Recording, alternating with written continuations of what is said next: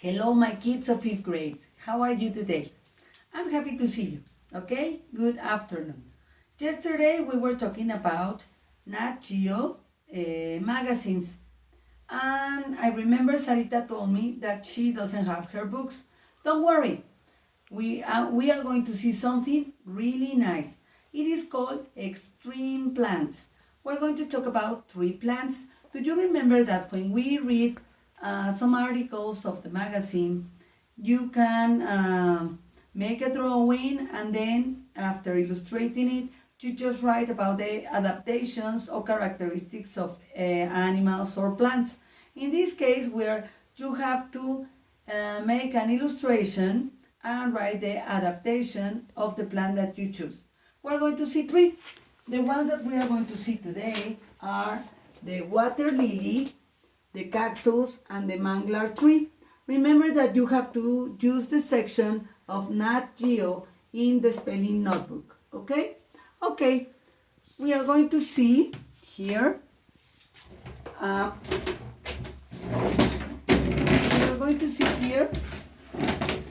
article about stream plants. Ready?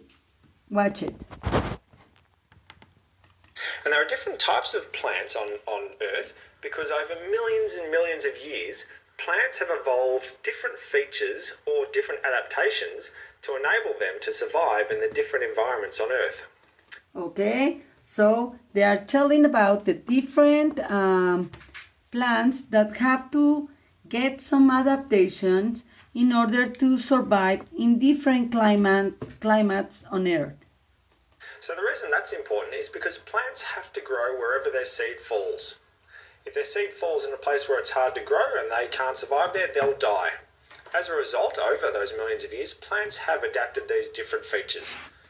Okay, so now we're going to see the different features that each plant have adapted.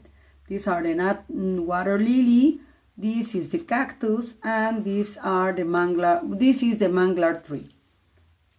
And I'm going to go through 3 different types of plants. So the first one here is a water lily. Now, a water lily is a type of hydrophyte. Okay, here you can say this is the water lily and this is a kind of hydrophyte. So a hydrophyte is basically a plant that can survive in areas where it's really, really watery. Okay, they survive in watery areas. You can see them floating. Lots of plants can't survive when it's really, really wet, but water lilies can. And an adaptation that water lilies have to enable them to survive is that they've got these teeny tiny holes in the... Okay, in order to survive, they have these teeny tiny holes that helps them to breathe. The surface of their leaves called stomata. These are called stomata. Now, importantly, all leaves have stomata, these teeny tiny holes. And the purpose of those holes is to enable gases like carbon dioxide or oxygen to get into or out of the plant. Okay, so with these holes, you can see that they help the plant to breathe in and breathe out carbon dioxide and oxygen. So normal leaves have these teeny tiny holes on the bottom of the plants because their leaves just float around in the wind. But water lilies, their stomata are on the top of the plant. And basically having the stomata on the top of the plant for a water lily enables the water lily to breathe, to get... Okay, the majority of the plants have the hole in other places, but these ones have them at the bottom of the plant so that this helps them to breathe. Oxygen and carbon dioxide into and out of its tissue. So that's a fantastic adaptation of water lilies that helps them to survive. Okay, that's the best adaptation of a water lily that helps them to survive. Now we're going to see the cactus. Another type of plant I've got here is a plant, well, it's a cactus, but a cactus is an example of a group of plants called xerophytes. Okay, these plants are called xerophytes. So xerophytes are plants that can survive where there's hardly any water. Okay, they survive in places that there is hardly no water, like the deserts. And not many plants can do that. But xerophytes can, and a cactus is a great example of a xerophyte. Now, some adaptations or some features that a cactus has to enable it to survive. The first one is that it doesn't have any true leaves. It's got these highly modified leaves, and they're these spikes or spines. Okay, you can see that they don't have leaves. Okay, they just have little spikes or thorns. The reason it doesn't have true leaves is that leaves are actually a place where normal plants lose lots of water. So, okay, if they have leaves, they will lose lots of water. That's why they don't have leaves. lots of water leaves a plant via its leaves via a process called transpiration. It is called transpiration. That is when you do exercise and you sweat. You are transpirating. So because cacti don't really have any true leaves, that enables them to conserve more water. So as they don't have leaves and they don't sweat, that helps them not to lose water. The other thing that cacti have is that they've actually got a kind of waxy coating on their surfaces. Okay, you can see here in blue, that is the waxy clothing that covers them in the surface. And again, this waxy coating on the surface of cacti or cactus plants is basically, it enables them to conserve water. So because it's waxy, not much water leaves the cactus. Okay, in this case, you remember waxy quiere decir de cera, okay? Tiene una cobertura como de cera, and that's why it doesn't get the water goes out. And again, it's just another way for them to conserve water, reduce water loss in places where there isn't much water. So a cacti is an example of a xerophyte. Okay, that's example of a xerophyte. The lily is in water, and the cactus is in a very dry climate. Let's look at the manglar tree.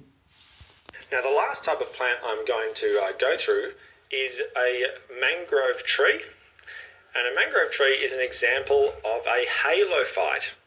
So a halophyte This is a halophyte. is basically a plant that can survive in areas where it's really, really salty. Okay, it survives only in areas that is really, really salty, like the sea or the ocean. Mangrove trees often grow right next to the ocean, and the ocean is full of salty water, and mangrove trees can survive there. Mangroves are really interesting trees because they've got a couple of different adaptations that enable them to survive right next to the ocean. Okay, we're going to see the adaptations that they have to survive living next to the ocean. Okay, we're going to see it. One of those things is that they actually get rid of salt.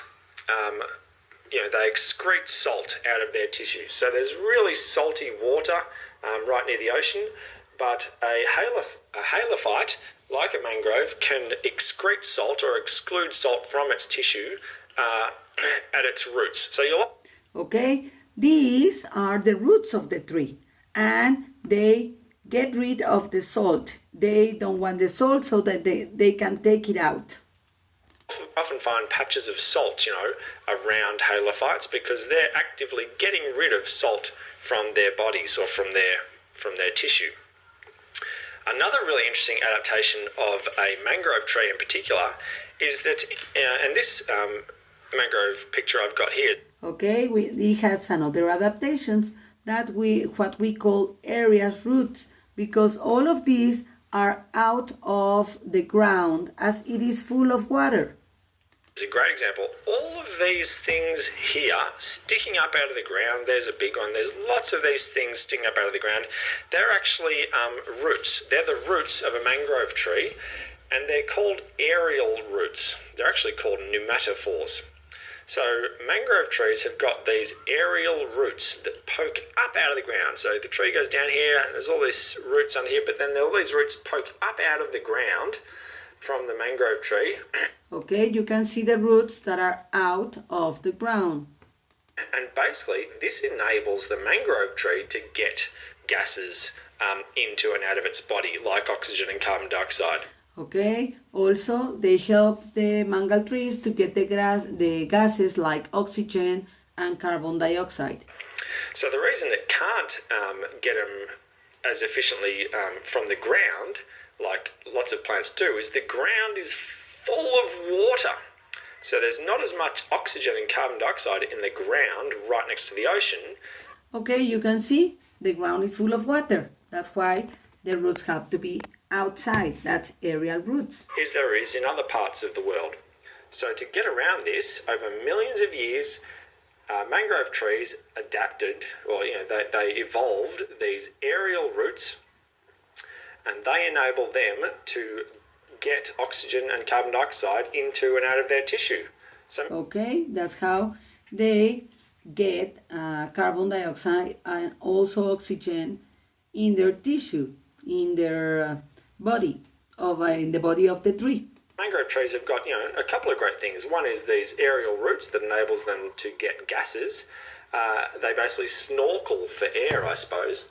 And the other adaptation is that they can actually get rid of salt from their tissue, and that really helps them to survive. Okay, so they also get rid of the salt. So that's the way that they survive. Really well.